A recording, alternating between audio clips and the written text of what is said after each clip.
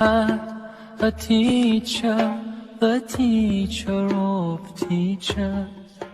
He changed the world for the better and made us better creatures. Oh Allah, we've shamed ourselves, we've strayed from Al-Mu'allim. Surely we've wronged ourselves, what will we say in front of it? Mu'allim, he was Muhammad sallallahu alayhi wa sallam. Muhammad, mercy upon mankind. He was Muhammad sallallahu alayhi wa sallam. Muhammad, mercy upon mankind. Teacher of all mankind.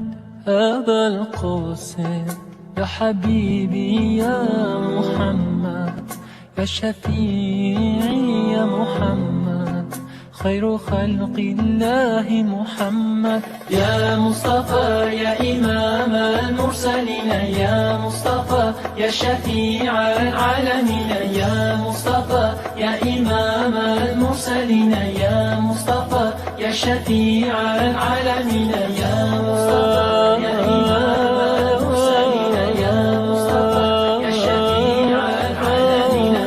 He prayed while others slept, while others ate, he'd fast. While they would laugh, he wept until he breathed his last. His only wish was for us to be among the ones who prosper. Ya Mu'allim, peace be upon you, truly you are our teacher. Mu'allim, he was Muhammad sallallahu alayhi wa sallam. Muhammad, mercy upon mankind. He was Muhammad sallallahu alayhi wa sallam. Muhammad, mercy upon mankind. Teacher of all mankind.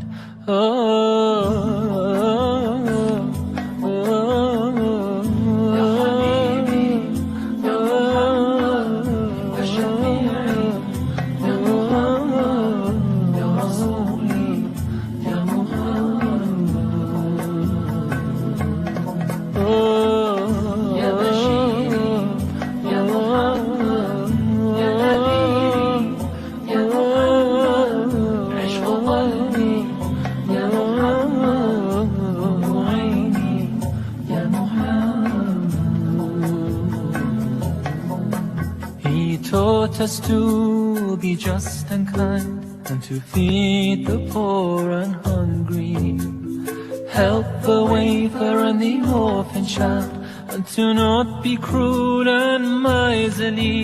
His speech was soft and gentle, like a mother stroking her child. His mercy and compassion were most radiant when he smiled. He was Muhammad sallallahu alayhi wa sallam. Muhammad, mercy upon mankind. He was Muhammad sallallahu alayhi wa sallam. Muhammad, mercy upon mankind. Teacher of all mankind. أبا القاسم.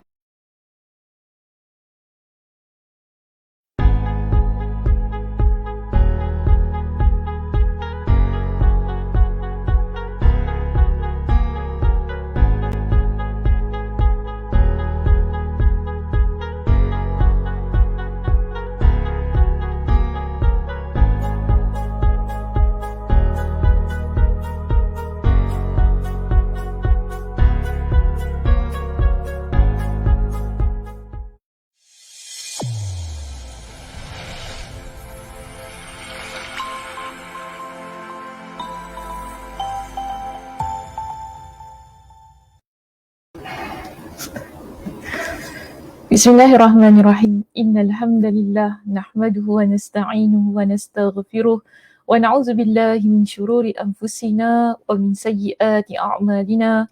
Man yahdihillahu fala mudhillalah wa man yudlilhu fala hadiyalah. Wa asyhadu an la ilaha illallah wahdahu la syarikalah wa asyhadu anna Muhammadan 'abduhu wa rasuluh. Amma ba'd. Rabbi syrah li sadri wa yassir li amri wahlul 'uqdatam min lisani yafqahu qawli. Rabbi zidni ilma warzuqni fahma. Allahumma inna nas'aluka ilman nafi'a wa rizqan tayyiba wa amalan mutaqabbala. Assalamualaikum warahmatullahi wabarakatuh. Apa khabar jemaah muslimah kita di Masjid Kasim pada pagi ini? Sihat semuanya? Saya harap semua dalam keadaan yang sihat sejahtera hendaknya. Oh, kita ada Cik Kamariah di sini. Alhamdulillah. Assalamualaikum Dr. Ustazah Sakinah Sabtu. Assalamualaikum warahmatullahi Cik Kamariah. Harapnya Cik Kamariah sihat ya. Kita ada Puan Sahara juga, iaitu Assalamualaikum warahmatullahi Ustazah dan semua jemaah. Alhamdulillah. Siapa lagi bersama kita? Kita ada Puan Razia. Ya, Waalaikumsalam juga kepada Puan Razia. Ini lain sikit. Waalaikumsalam. Dia jawab salam saya. Okay, kalau tadi semua beri salam, sekarang dia jawab salam saya yang dah saya berikan tadi. Terima kasih Kak Zah kerana menjawab. Kak Som juga. Sekejap suara saya macam berhabuk. Suara ada berhabuk ke? Bolehlah juga. Bismillah. Kita ada Liza juga di sini. Cuma Liza ni senyap je. Jarang nak dengar suara Liza ni. Agaknya nanti sekejap lagi lah Liza bersuara. Andai aku tak bersuara. Itu tajuk lagu. Sudah. Dah jangan merepek dekat sini. Okey, baik. Alhamdulillah muslimah semuanya. Pada pagi ini kita berkesempatan untuk bertemu sekali lagi di ruangan Facebook Masjid Kasim untuk kita mengikuti sambungan perbincangan ya kitab kita Al-Bidayah wan Nihayah. Dan pada pagi ini kita akan lihat apakah yang berlaku seterusnya setelah pada minggu lepas kita bincangkan berkenaan dengan nasihat Abu Bakar radhiyallahu an kepada siapa? Khalid ibn Al-Walid radhiyallahu an.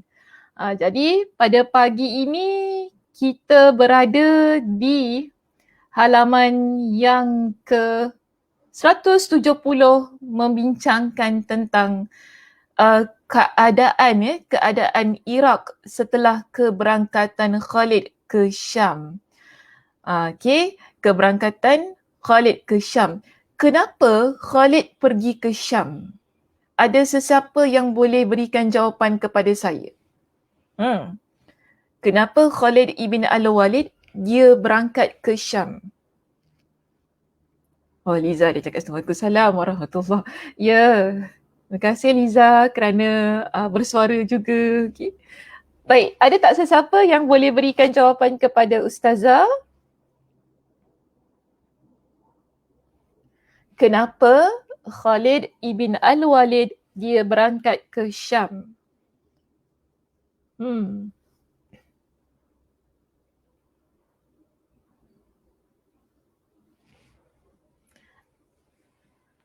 Okay, saya tunggu jawapan daripada jemaah kita.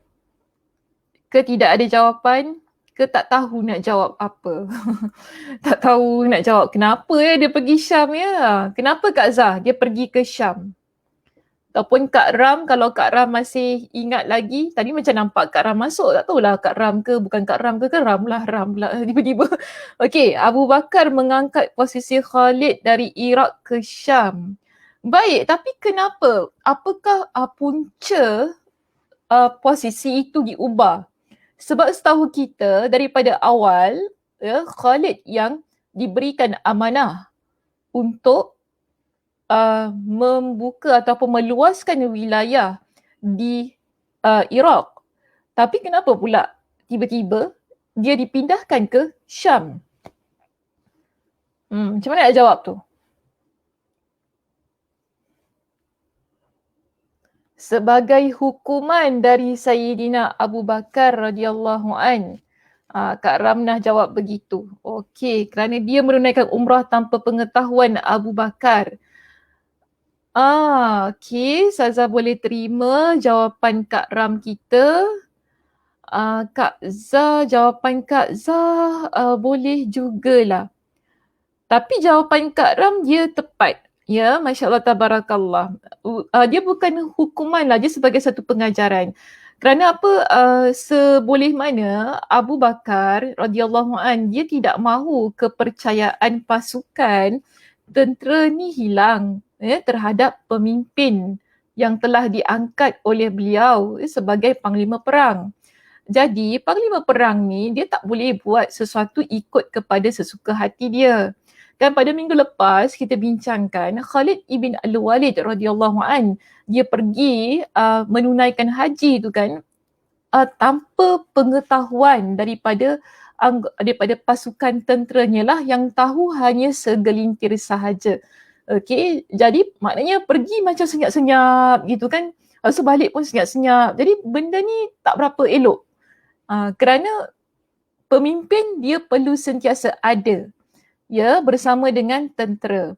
Jadi kalaulah hal itu dia biasa ataupun menjadi satu perkara yang tersebar ataupun menjadi satu perkara yang diperkatakan oleh pasukan tentera, benda tu akan menyebabkan tentera pada masa itu tidak ada kepercayaan kepada pemimpin.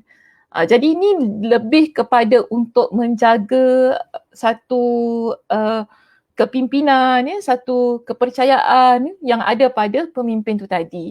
Jadi sebab itu Abu Bakar radhiyallahu anhu mengambil keputusan untuk memindahkan Khalid daripada Iraq ke Syam. Jadi begitulah keadaannya. Tapi betul lah kerana sebagai satu pengajaran lah untuk Khalid ibn Al-Walid, saya rasa lebih tepat lah Kak Ram kalau kita gunakan perkataan pengajaran lah. Hukuman tu macam teruk sangat. macam nak kena pancung gitu kan. Tapi kalau kita guna perkataan pengajaran tu lebih tepat, lebih sedap didengar. Ya, sebagai pengajaran kepada Khalid ibn Al-Walid dari perbuatan yang telah dia lakukan, yang mana Abu Bakar radhiyallahu anhu ingin bahawa Khalid ibn Al-Walid ini agar tidak buat sesuatu ikut sesuka hati dia. Jadi begitu. Sekarang ini kita dah bincangkan tentang keberangkatan Khalid ibn Al-Walid ke Syam. Jadi apakah yang berlaku seterusnya di Iraq pada masa itu tanpa keberadaan Khalid ibn Al-Walid di sana? So ini kita akan bincangkan. Jadi bila kita rujuk di halaman 170, di halaman 170 kita dapati di bawah sekali, saya nak masuk kepada perenggan yang bawah sekali di bawah itu, tentang kondisi Iraq setelah keberangkatan Khalid ke negeri Syam. Baik, di sini dijelaskan kepada kita bahawa Parsi pada masa itu mereka mengambil kesempatan di atas ketiadaan Khalid ibn Al-Walid. Sebab kita tahu Khalid ibn Al-Walid adalah panglima perang yang ditakuti, yang disegani, yang ramai orang tahu di kalangan pihak musuh bahawa kepimpinan beliau sebagai seorang ketua perang ataupun ketua tentera ni tak boleh ditandingi. Jadi kalau mereka nak buat apa-apa di kalangan musuh ni, mereka takutlah tidak ada confident untuk menentang tentera muslimin pada masa itu. Jadi bila mereka dapat tahu Khalid ibn Al-Walid tidak ada, yang mana kepimpinan di Iraq berubah kepada ataupun dialihkan, diberikan kepada Al-Muthanna bin Harithah. Mereka berusaha untuk mengambil peluang ini bagi menyerang tentera muslimin. Ini dilakukan oleh Parsi pada masa itu. Jadi mereka ni memiliki jumlah tentera yang begitu besar. Iaitu kalau kita lihat di sini mereka jumlahnya ada 10,000 tentera. Kalau kita lihat muslimah pada muka surat yang berikutnya iaitu 171 disebutkan bahawa mereka berjumlah sekitar 10,000 pasukan yang dipimpin oleh Hurmuz bin Jazawai. Pimpinan Hurmuz bin Jazawai. Ini panglima perang ataupun panglima tentera di pihak musuh. Jadi di pihak tentera muslimin yang telah menggantikan Khalid ibn al-Walid ialah Al-Muthanna bin Harithah. Di pihak tentera musuh, yang nak berperang ni diberikan kepimpinannya kepada Hurmuz bin Jazawai.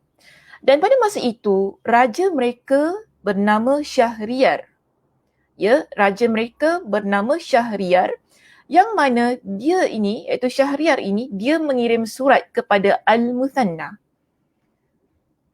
Apakah isi kandungan yang terdapat di dalam surat yang dikirimkan oleh Syahriar kepada Al-Muthanna? Begini Muslimah, kita lihat di dalam kitab kita ada diberikan dengan teksnya lah. Di sini Ustazah tak nyatakan teksnya apa. Tapi bila kita rujuk di dalam kitab kita ini, surat itu berbunyi begini. Dia kata kepada Al-Muthanna, aku telah mengirim kepadamu para tentera yang berasal dari orang buas Parsi. Maknanya orang buas ni, kita cuba kita lihat binatang buas. Binatang buas tu macam mana? Binatang buas macam mana Cik Kamaria? Bagaimana sifat binatang buas?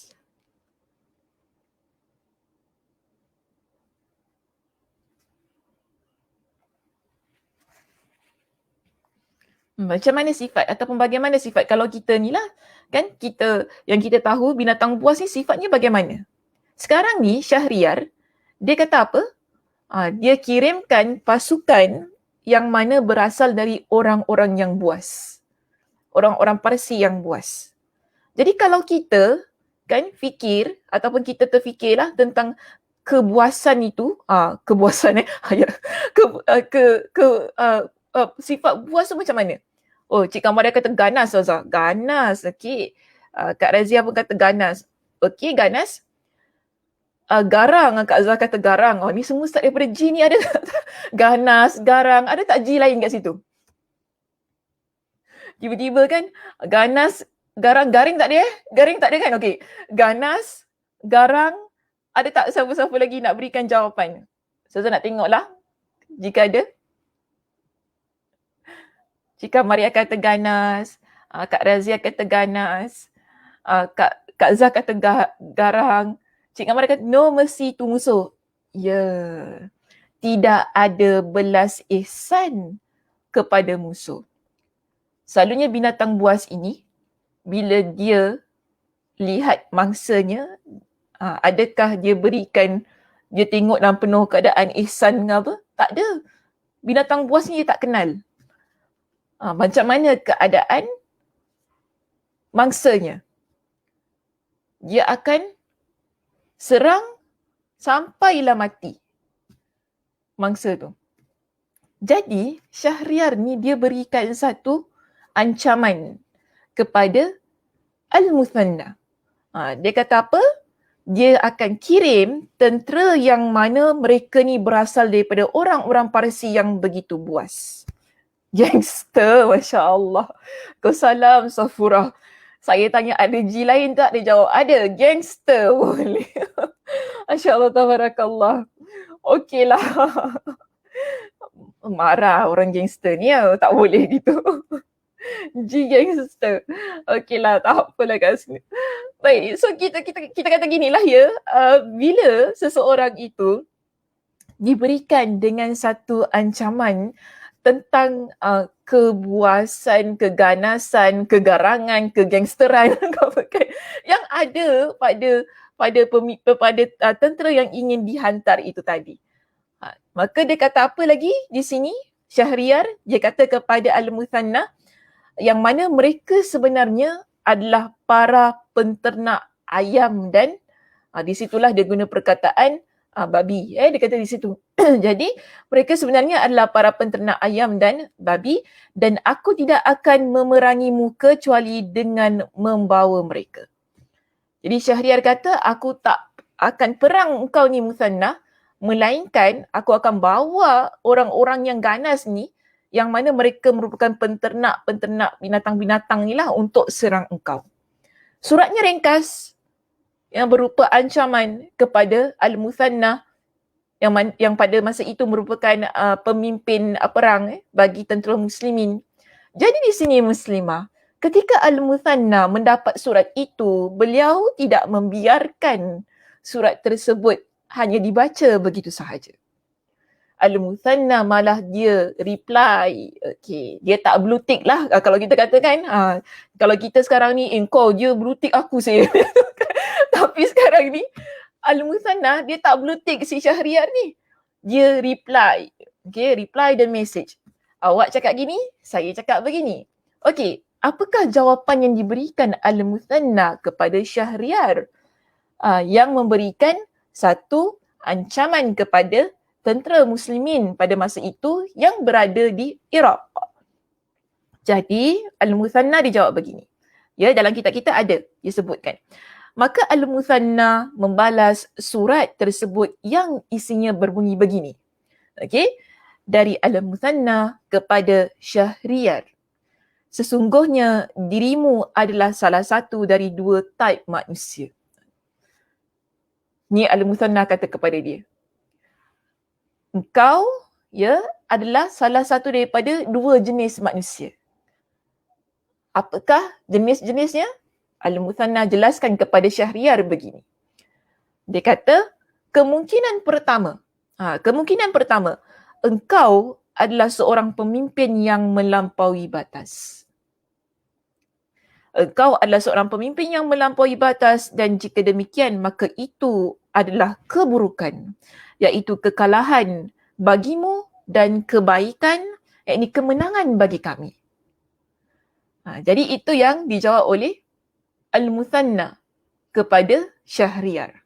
Iaitu, dia kata apa tadi? Kemungkinan engkau ini merupakan salah satu di antara dua jenis manusia. Kemungkinan yang pertama, apa yang dikatakan oleh Al-Muthanna kepada Syahriar?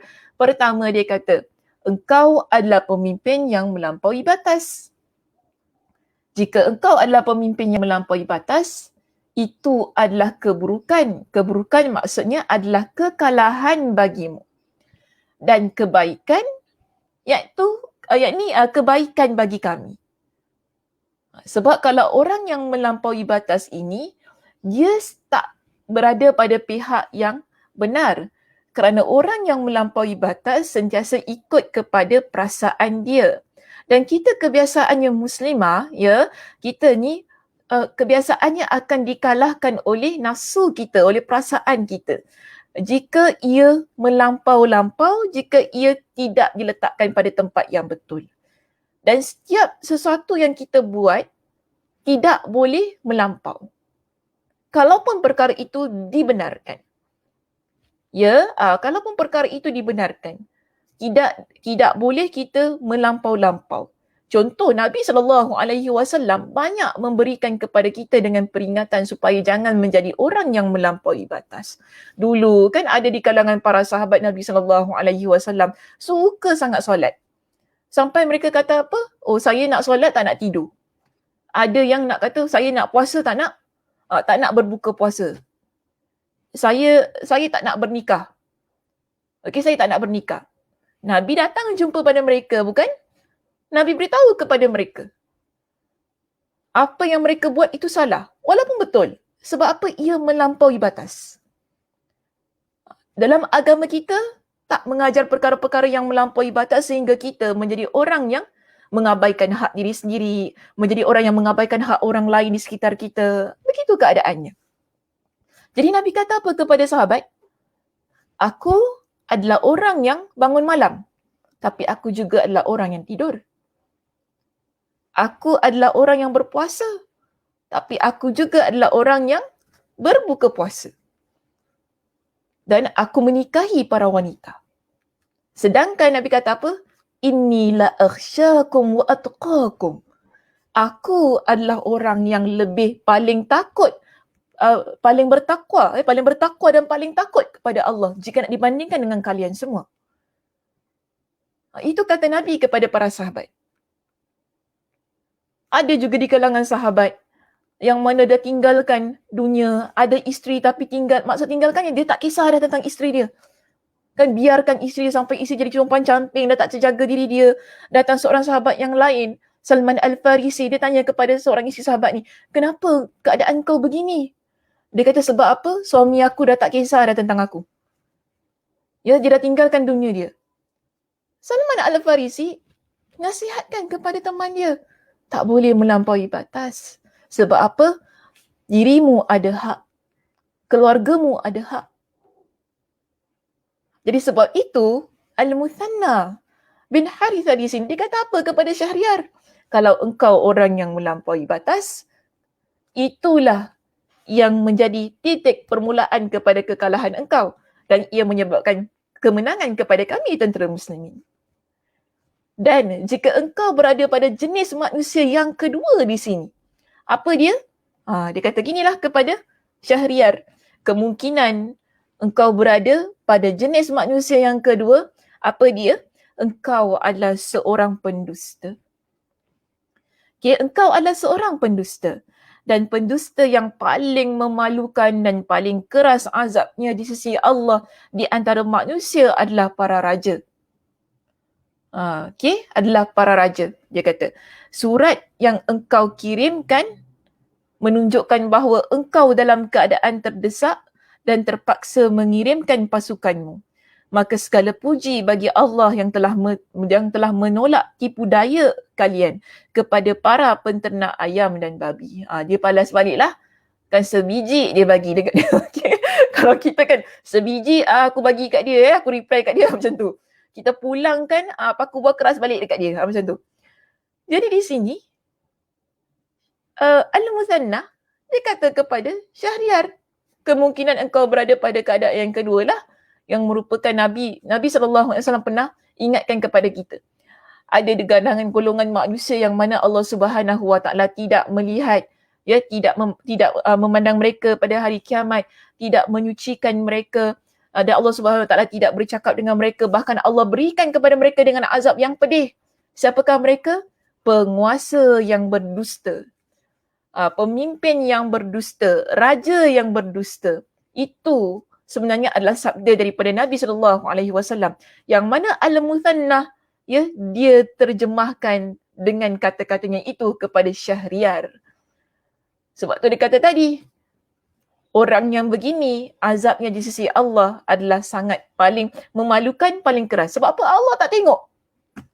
Allah tak tengok, Allah tak lihat, Allah tak berkata dengan dia pada hari kiamat, dan Allah akan berikan kepada dengan azab yang pedih.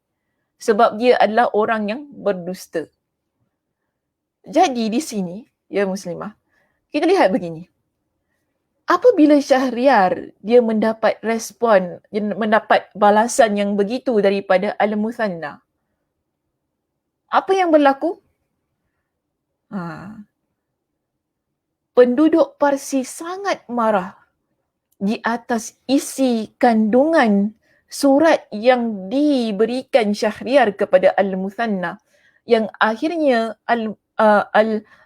Syahriar dia mendapat balasan yang sedemikian daripada Al-Muthanna, dan mereka mencela Syahriar di atas kata-kata yang telah dia berikan kepada Al-Muthanna. Kalau kita lihat di sini, ketika menerima surat balasan ini, penduduk Parsi menjadi sangat marah. Mereka mencela Syahriar habis-habisan atas isi surat yang dikirimkannya. Akhirnya mereka memandangnya sebelah mata. Penduduk Parsi melihat Syahriar ni sebagai orang yang, mana perginya intelektual engkau sebagai seorang raja bila engkau memberikan sepucuk surat yang tak ada konten dia merepek. Macam tu kalau ikut bahasa kita lah kan. Konten dia merepek. Sekarang ni, kita ni nak serang, ya, orang yang memiliki kekuatan daripada sudut ketenteraan, kepimpinan, yang mana mereka ni semua rata-rata mengetahui tentera muslimin dah hampir menguasai Iraq. Kita nak serang mereka ni, seharusnya kita gunakanlah perkataan yang elok sikit. Begitulah. Ini beri surat, dah lah ringkas. Kalau ringkas padat tak apa muslimah. Dalam isi kandungan surat tu tak masuk akal langsung. Sebab itu bila Syahriar mendapat balasan ataupun mendapat kiriman surat balas daripada Al-Muthanna itu tadi dengan isi kandungan yang mengatakan berkenaan dengan dua jenis manusia itu, mereka tak sangka Syahriar ni boleh menulis surat kepada pemimpin perang sedangkan dia tu raja dengan ayat yang begitu. Sebab itu mereka mencela perbuatan Syahriar dan mereka mula memandang sebelah mata terhadap raja ini. Penduduk, rakyatnya bila dah memandang sebelah mata terhadap raja mereka, maknanya apa? Kepercayaan mulai goyah. Sebab tu daripada awal lagi saya kata, pemimpin, bila dia menjadi pemimpin, kepercayaan iaitu trust yang ada pada orang bawahan, dia tak boleh goyah, tak boleh kita kata sengit ke apa kan. Bila sekali dia tercalit daripada sudut kepercayaan itu tadi kan, dia akan membuatkan keseluruhan tim itu ataupun pasukan tu jadi goyah. Maka sebab itu kita lihat begini, Al-Muthanna dia pun meneruskan perjalanannya. Ya, dalam muka surat ini kita lihat Al-Muthanna, ya, di muka surat 171 ya Muslimah.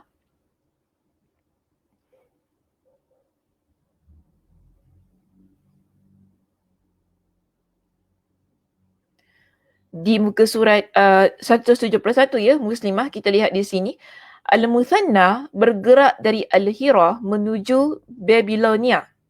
Maka ketika pasukan Muthanna bertemu dengan pasukan Parsi di tepi sebuah sungai Asyuratul Ula, pecahlah ataupun tercetuslah pertempuran yang amat sengit.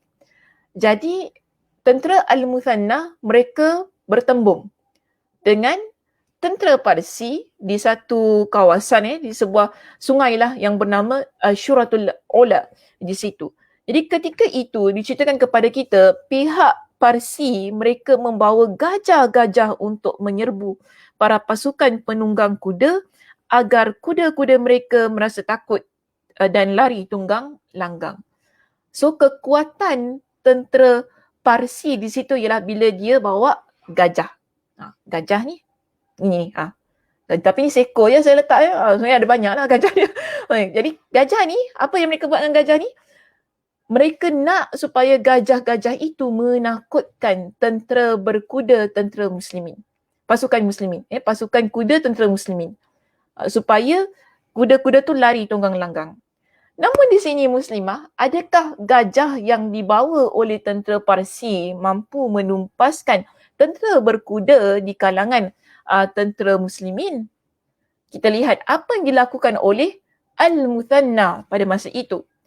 Bila Al-Muthanna dia nampak gajah ni kan yang nak menyerang tentera muslimin, Al-Muthanna pun kalau kita lihat ya Muslimah di perenggan kita di sini, Panglima kaum muslimin Al-Muthanna bin Haritha maju menyerang gajah tersebut hingga membunuhnya. Jadi gajah-gajah ni pun diserang oleh Panglima kaum muslimin yang bernama Al-Muthanna itu tadi, dan beliau berjaya menumpaskan gajah lalu mengarahkan tentera maju menyerang. Maknanya mereka ni tak larilah lintang pukang sebagaimana yang diharapkan oleh tentera Parsi bila nampak gajah mereka tu. Bahkan ketua ataupun panglima perang ya yang diwakil ataupun yang berada di hadapan di pihak tentera muslimin, dia maju ke depan menyerang gajah-gajah ni, yang akhirnya menyebabkan gajah itu pun terbunuh. Seterusnya apa yang berlaku? Setelah itu Al-Muthanna dia memerintahkan kaum muslimin untuk maju menyerbu ke dalam barisan musuh. Ini yang dilakukan oleh Al-Muthanna. Dalam tempoh sekejap sahaja, pasukan Parsi kalah dan kaum muslimin berhasil membunuh sebahagian besar tentera di dalam pasukan Parsi serta berhasil mendapatkan ghanimah. Ghanimah tu maksudnya harta rampasan perang dalam jumlah yang sangat besar. Jadi kesimpulannya, dalam pertempuran ini yang mana ada gajah tadi kan, gajah tu walaupun mereka kita kata sebagai antara salah satu usaha yang dibawa ataupun yang dilakukan oleh pihak tentera musuh tu tadi untuk menyerang tentera muslimin. Tujuannya apa? Nak takutkan kuda-kuda tentera muslimin supaya lari lintang pukang. Tapi itu tidak berlaku. Kita dapati di sini Al-Muthanna, beliau memainkan peranan yang begitu besar sekali dalam ketenteraannya. Yang mana dia sendiri maju ke hadapan, dia sendiri yang berhadapan dengan gajah-gajah ini yang menyebabkan gajah itu pun mati.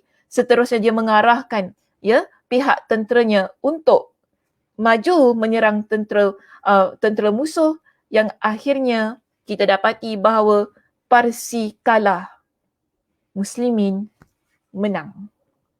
Sehingga ramai di kalangan pihak musuh yang mati terbunuh dalam peperangan ini dan pihak tentera muslimin dapat ghanimah, itu harta rampasan perang yang begitu banyak juga. Jadi ini kita panggil sebagai apalah yang berlaku di sekitar Iraq sepanjang ketiadaan Khalid ibn al-Walid di sana. Yang mana kepimpinan Al-Muthanna tak perlu diragui. Kalau pihak musuh melihat, mungkinlah mereka rasa sekarang ni Iraq berada di tangan Al-Muthanna, beralih kepimpinannya kepada Al-Muthanna, yang mana dulu Khalid ibn al-Walid mereka takut kan nak serang balas. Tapi sekarang mereka lihat Al-Muthanna ni sikit je lah, kecil, tolak je, habislah dia kan, keluar daripada Iraq ni. Tapi adakah sedemikian? Apa yang dianggap oleh pihak musuh itu adalah salah. Al-Muthanna bin Harithah memiliki kepimpinan daripada sudut ketenteraan itu sama sebagaimana Al-Khalid, mentang-mentang Al-Muthanna, sama sebagaimana Khalid ibn al-Walid.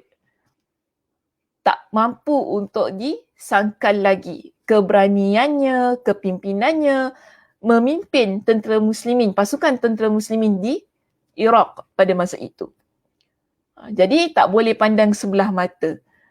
Bagi saya, mana-mana tentera panglima perang yang diangkat ataupun yang dilantik oleh Abu Bakar radhiyallahu an adalah di kalangan mereka yang hebat. Daripada sudut intelektual, emosi, kan? Daripada sudut keberanian, dia bukan calang-calang. Orang yang diletakkan di hadapan.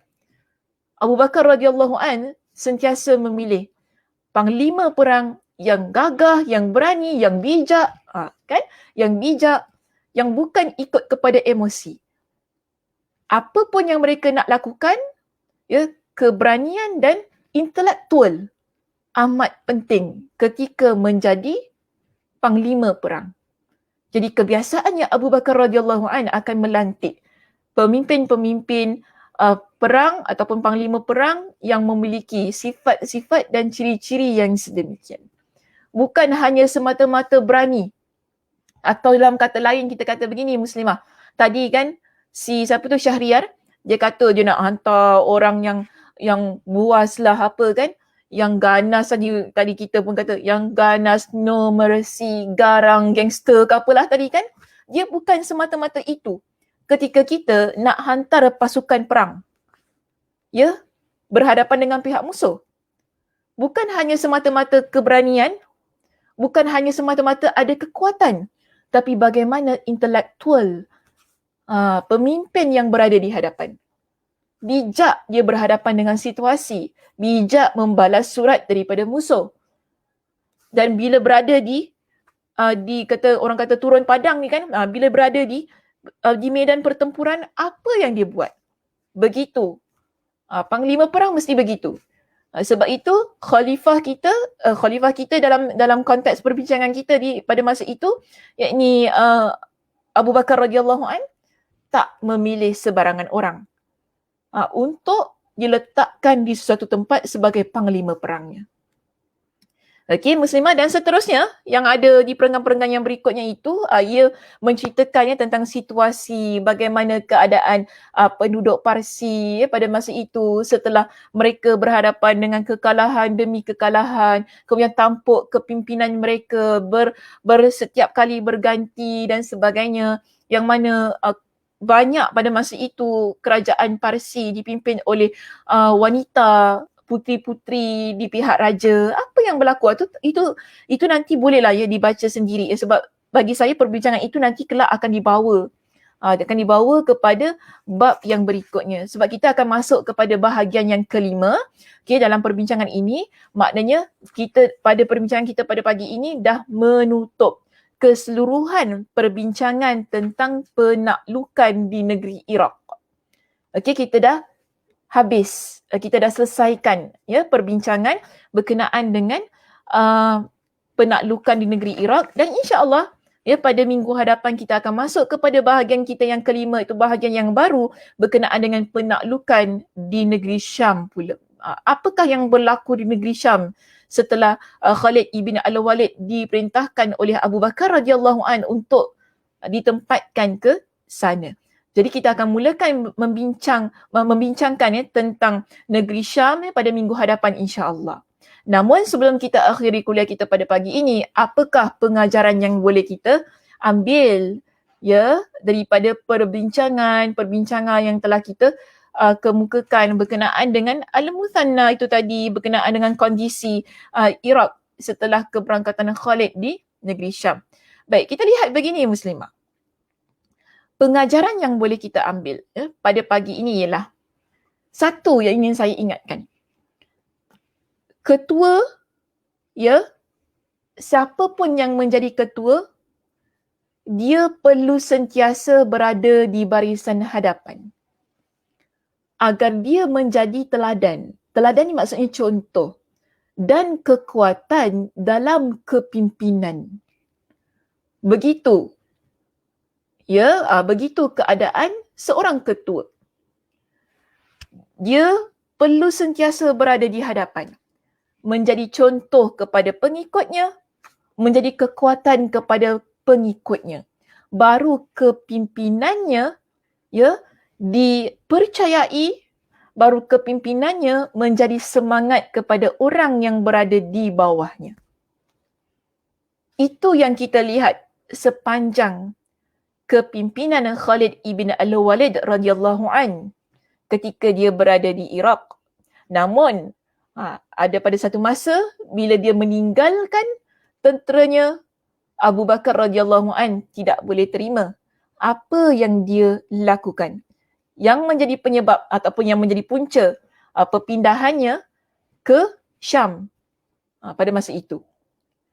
Dan kita lihat juga contoh yang telah diberikan oleh Al-Muthanna bin Harithah setelah dia menggantikan ketika dia menggantikan Khalid ibn Al-Walid radhiyallahu an pada masa itu. Contoh yang paling jelas ialah ketika tentera Parsi datang bawa gajah untuk menyerang tentera berkuda yang ada di kalangan tentera muslimin. Al-Muthanna, adakah dia sembunyi di belakang kuda? Okey, adakah dia sembunyi, alamak gajah datang, sembunyi, dia takut? Tak.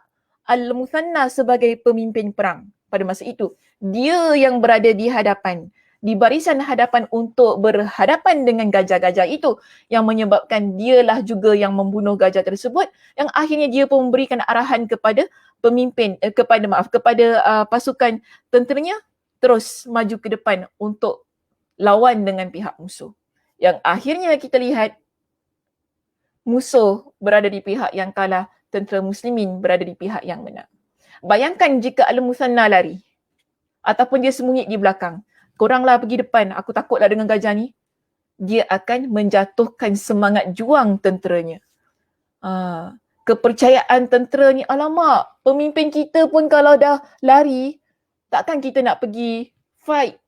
Betul tak? Kalau ketua kita dah lari, mana letaknya keberanian tu tadi? Jatuh semangat ya pasukan tentera pada masa itu bila lihat ketua pasukan ni lari ataupun sembunyi. Jatuh semangat mereka. Tapi Masya Allah tabarakallah, kita lihat bagaimana Al-Muthanna dia handle the situation. Dia uruskan ataupun dia berhadapan situasi itu. Masya Allah tabarakallah. Dengan keberaniannya, akhirnya kemenangan berada di pihak tentera muslimin. Dan begitulah juga dalam kehidupan kita muslimah. Jangan kita kata, oh Zaza, kita bukan pemimpin perang, kita tak payah nak perang-perang ni semua. Tak ada, ni tak ada kena-mengena dengan kita. Tak. Bila kita kata ketua ini dia luas maksudnya. Sebab itu, dalam sebuah hadis Nabi SAW, Nabi ingatkan kepada kita tentang pemimpin. Ya, dalam sebuah hadis Nabi SAW, Nabi ada menyebutkan begini. Ala kullukum ra'in wa kullukum mas'ulun an ra'iyatihi. Ketahuilah, setiap kalian adalah pemimpin dan setiap kalian akan diminta bertanggungjawab tentang kepimpinannya. Macam mana tu eja tu? Kepimpinanannya. Minta maaf lah ya, salah eja. Kepimpinannya. Kita kalau dah type laju ni kan, kadang-kadang dia memanglah dia macam kalau orang dah cakap laju tersasul-sasul lah. Kalau type laju pun tersasul juga kat situ. Okey, jadi Nabi ingatkan kepada kita muslimah. Setiap daripada diri kita adalah pemimpin. Dan setiap pemimpin akan diminta untuk bertanggungjawab tentang kepimpinannya oleh Allah Subhanahu Wa Taala. Dan Nabi berikan contoh kepada kita di sini untuk membuktikan bahawa maksud pemimpin ini luas. Dia bukan hanya kepada panglima perang, bukan hanya kepada pemimpin negara. Ya, bukan itu sahaja. Nabi jelaskan kepada kita begini dalam hadis ini. Fal imamul ladzi 'alan nasi ra'in wa huwa mas'ulun an ra'iyatihi. Seorang penguasa yang memimpin rakyat akan diminta bertanggungjawab atas apa yang dipimpinnya. Okey, so kita nampak contoh pertama yang Nabi berikan adalah contoh yang agak sedikit besar lah. Ya, besar sebab pemimpin yang memimpin rakyat. Jadi itu kita kata, oh lah, pemimpin rakyat. Kita bukan pemimpin rakyat, Ustazah. Okey, kita pergi kepada contoh yang kedua. Nabi kecilkan sikit skopnya di situ. Nabi kecilkan sedikit skopnya. Apa kata Nabi? Nabi kata begini. Warrajulu ra'in ala ahli baitihi wa huwa mas'ulun an ra'iyatihi. Setiap lelaki, ya, iaitu ketua keluarga, suami ataupun anak lelaki kan, yang mungkin ayahnya sudah meninggal dunia, dia pula adalah lelaki yang paling dewasa di dalam rumahnya. Okey, ataupun dia seorang datuk lah katakan. Yang paling senior, lelaki yang paling senior dalam rumahnya, disebut begini oleh Nabi, adalah pemimpin anggota keluarganya dan dia diminta bertanggungjawab atas apa yang dia pimpin. Maknanya di sini, tanggungjawab sebagai seorang pemimpin ataupun kita nak kata pemimpin tu dia bukan hanya semata-mata pemimpin negara yang memiliki rakyat. Tetapi bila kita nak pergi kepada skop yang lebih kecil, ia boleh diletakkan kepada pemimpin ataupun ketua keluarga. Seorang lelaki yang merupakan ketua keluarga di dalam rumahnya. Dia juga adalah pemimpin. Nak skop yang lebih kecil lagi, yang lebih fokus kepada wanita, Nabi sebutkan begini muslimah. Apa kata Nabi? Wal mar'atu. Sebab tu tadi saya kata, orang perempuan ni jangan rasa dia tu bukan pemimpin. Orang perempuan juga adalah pemimpin. Yang menyebabkan dia perlu berada di barisan hadapan. Tak boleh dia berada di belakang-belakang lah. Okey? Apa kata Nabi? Wal mar'atu ra'iyatun ala ahli baiti zawjiha wa waladihi wa hiya mas'ulatun anhum. Nabi pun pesan kepada kita ni orang perempuan. Nabi kata apa? Wanita, iaitu isteri, dia adalah pemimpin bagi anggota keluarga suaminya dan juga anak-anaknya. Tu anak-anak kepada suami tu tadi. Anak-anak kita lah ya. Dia akan diminta bertanggungjawab terhadap mereka. Sebenarnya hadisnya panjang lagi, tapi Ustazah cuma nak fokuskan kepada yang wanita tu kan sebagai bukti bahawa kita wanita juga ada tanggungjawab sebagai pemimpin. Antara contoh yang Nabi kemukakan dalam hadis ini ialah kita sebagai isteri, kita sebagai ibu, kita adalah pemimpin di dalam rumah kita sendiri. Sebab kebiasaannya kita wanita duduk dalam rumah. Kan? Ke orang perempuan sekarang tak duduk rumah dah? Tak, Ustazah, orang perempuan sekarang dekat shopping mall kan berlegar-legar window shopping. Mana orang perempuan dalam rumah sekarang ni, Ustazah? Tak ada maknanya kita dalam rumah. Kita semua nak freekan diri kita. Tak ada terkongkong-kongkong ni semua. Bukan saya nak kata wanita itu terkongkong dalam rumah, bukan. Tetapi wanita ada peranan dia di dalam rumah. Bila kita adalah seorang isteri contohnya, dalam rumah suami kita, kita adalah pemimpin. Kenapa kita kata sedemikian? Kerana kebiasaannya wanita dalam rumah ni dialah yang susun atur rumah tu kan. Katil nak letak mana? Contoh, saya bagi contoh Okay, kita kemas rumah. Hatta dalam wardrobe ni kita pun yang kemas. Suami kemas, suami tengok je. Bila suami kemas, kita komen kan, betul tak? Salah ya, bukan macam gini, jangan lipat baju macam gini, I tak suka. Kita komen, betul tak? Kita mula. I tak suka macam gini. Akhirnya suami pun malah, biar je buat rumah dia. Macam gitu kan, suami pun malah. Nanti kalau buat salah pula kan, kalau susun bunga gini salah pula, nanti isteri kita komen. Jadi sebab itulah antara sebabnya Nabi sebutkan begitu. Kita yang susun, kita yang kemas rumah kita, kan? Sebab kita yang memandu, kita yang memimpin, kita yang guide suami kita.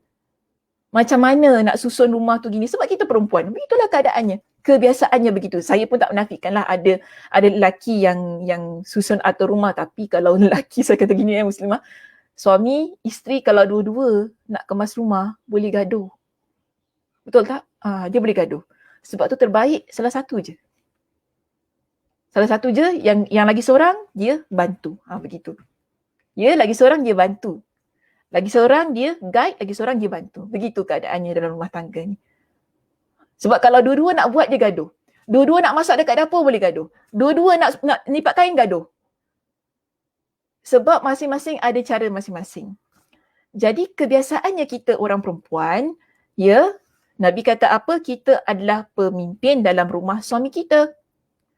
Sebab apa? Kitalah yang kebiasaannya buat ataupun kita yang buat kerja rumah ni. Dan kitalah juga yang didik anak-anak kita.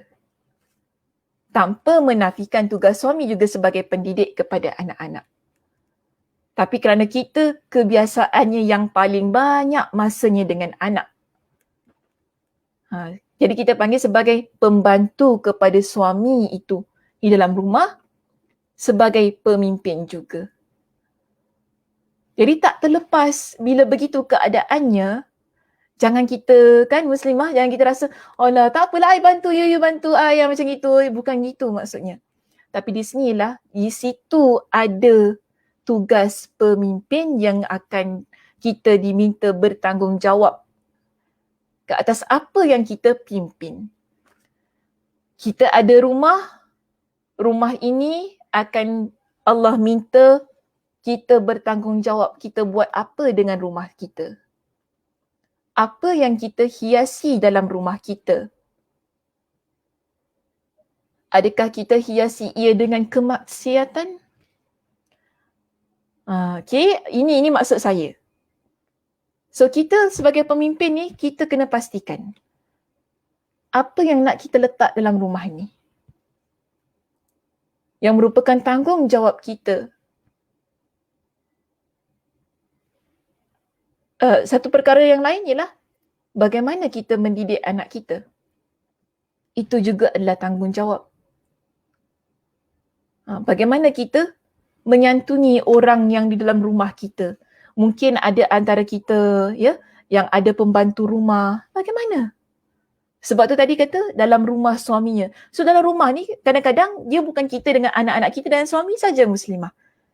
Kita mungkin ada ibu, kan? Ada ibu, ada ayah dalam rumah, ada pembantu rumah. Jadi bagaimana kita menyantuni mereka semua ini yang merupakan insan-insan yang menghuni dalam rumah tu tadi. Dia merupakan tanggungjawab yang jangan lupa muslimah akan disoal oleh Allah Subhanahu Wa Taala. Sebab tu dengan pembantu rumah ni pun jangan buat main-main. Kan kita pun dengar banyak kes lah ya. Orang dera, orang buat tu, orang buat ini. Macam-macam orang buat pada pembantu rumah ni. Itu amanah bila kita ambil dia masuk dalam rumah kita. Ya, betul. Dia kita kata orang luar Ustazah. Apa hak dia kita nak buat baik dengan dia? Ni adalah masalah kita ni muslimah. Betul dia orang luar. Tapi kena ingat, kita ambil dia masuk dalam keluarga kita untuk bantu uruskan hal ehwal keluarga kita. Maksudnya bantu hal di dapur, bantu urusan anak-anak kita. Kadang-kadang ya pembantu rumah ni bantu kita untuk lihat ibu ayah kita yang mungkin bedridden dan sebagainya. Di situ maknanya ada tanggungjawabnya kita untuk jaga kebajikan dia, maruah diri dia, kan? Akhlak kita dengan dia bagaimana. Jika saya kata gini muslimah, jika kita buat perkara-perkara yang tidak baik kepada pembantu rumah kita tu tadi, yang mana kita adalah pemimpin dalam rumah tu. Ya, kita adalah pemimpin dalam rumah tu yang perlu berikan contoh yang baik kan kepada orang dalam rumah. Di dunia, kita buat benda tak baik pada dia, dianggap sebagai jenayah bukan? Apatah lagi di akhirat kelak. Jika di dunia ni kita buat apa-apa yang tak baik pada pembantu rumah kita, dah jadi kes polis, masuk turun naik mahkamah, masuk penjara, gitu keadaannya kan di dunia, apatah lagi di akhirat. Mahkamah Allah lebih dahsyat daripada mahkamah dunia. Kita takkan pernah terlepas walaupun kita kata dekat dunia ni kita terlepas. Ya, jadi orang kita sebagai wanita, mungkin kita di tempat kerja, kita sebagai bos, betul tak? Kita pelajar, kemudian kita ada tim, grup ke apa-apa, kemudian kita dilantik sebagai ketua untuk tim research kita, maka itu adalah pemimpin namanya. Jadi di sini jelas, bila disebut pemimpin, Nabi kecilkan skopnya daripada seorang pemimpin negara kepada skop yang lebih kecil. Sehinggalah dalam hadis ini, ya saya tak letakkan di situ, Nabi letakkan seorang hamba, dia bertanggungjawab, dia memimpin di atas harta benda tuannya. Maksudnya di sini muslimah, kalau kita pembantu rumah, kita ada tanggungjawab untuk handle, untuk jaga ya harta benda milik majikan kita. Bila kita sebagai seorang pekerja, kita bertanggungjawab untuk menjaga harta benda syarikat kita. Tak boleh kita buat sesuka hati. Dengan wang syarikat, dengan harta benda syarikat, buat macam harta benda mak bapak sendiri. Tak boleh buat sedemikian. Ya, dia mesti perlu ada tanggungjawabnya. Ya, setiap perkara lah sebenarnya yang kita buat, ya, dia ada role, ada peranan yang akan menempatkan kita pada posisi seorang pemimpin. Jadi itu yang Nabi SAW ingatkan. Namun yang paling kuat ataupun yang paling Nabi nak tegaskan dalam hadis ini ialah Nabi kata apa? Ala kullukum ra'in wa kullukum mas'ulun an ra'iyati. Ketahuilah setiap kalian adalah pemimpin dan setiap kalian akan diminta bertanggungjawab tentang kepimpinannya. Jadi maknanya siapa pun kita ni muslimah, ya, bila kita berada pada posisi seorang pemimpin, seorang ketua, maka ingat Allah akan minta kita bertanggungjawab di atas apa yang kita pimpin, yang mana semua itu akan dipersoalkan di akhirat kelak. Wallahu a'lam bissawab. Okey, itu saja perbincangan kita untuk pagi ini. Muslimah, mudah-mudahan Allah Subhanahu Wa Taala memberikan kepada kita dengan keberkatan masanya pada pagi ini, kerana sudi meluangkan masa bersama-sama dengan saya untuk mengikuti kan perbincangan ataupun penutuplah kepada perbincangan penaklukan di negeri Iraq pada zaman pemerintahan Khalifah Abu Bakar radhiyallahu anhu. Dan insya-Allah kita akan masuk kepada perbincangan yang berikutnya di bahagian kita yang baru, iaitu bahagian yang kelima pada minggu hadapan. Okey, minggu hadapan adalah kuliah Ustazah yang terakhir, dan kita, saya tak tahulah nanti lihat-lihatlah ya di FB Masjid Kasim, mungkin di situ ada makluman-makluman yang terbaru berkenaan dengan kuliah kita. Okey, jadi apa-apa nanti kita akan maklumkan. Namun yang penting ialah kuliah kita pada minggu hadapan adalah kuliah yang terakhir untuk tahun 2020. Jadi jangan lupa untuk ikuti kan, sebab nanti saya cuti lama, nanti rindu. Dah rindu nanti bising, Allah rindu Salah tak nampak, padahal kita hari-hari dekat kuliah ni tak ada orang nak tengok kita tak ada baru orang cari. Tu masalah kita kadang-kadang. Okey muslimah, itu sahaja kuliah kita untuk pagi ini. InsyaAllah kita jumpa pada minggu hadapan. Mudah-mudahan Allah Subhanahu Wa Taala berikan kepada kita dengan kesihatan serta kelapangan masa untuk terus-terusan mengikuti pengajian ilmu di Masjid Kasim kita. Okey, saya tutup dengan tasbih kafarah. Subhanakallahumma wa bihamdika asyhadu an la ilaha illa anta astaghfiruka wa atubu ilaik. Assalamualaikum warahmatullahi wabarakatuh.